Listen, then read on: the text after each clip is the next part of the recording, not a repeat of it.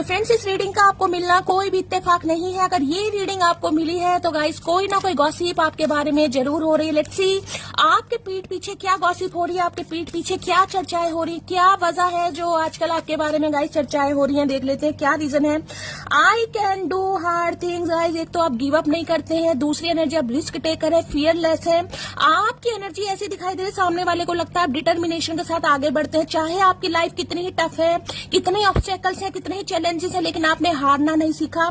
आप दोबारा से कहीं ना कहीं खड़े होते हैं और दोबारा से कहीं ना कहीं स्टेमिना के साथ आगे बढ़ते हैं। तो गाइस जो आपके अंदर करेज है उसको लेकर बातें हो रही है कि यार ये इंसान को चाहे कितना ही गिरा दिया जाए, कितना ही तोड़ दिया जाए, लेकिन आप गिव अप नहीं करते हैं। तो गाइस आपके हौसले को सलाम।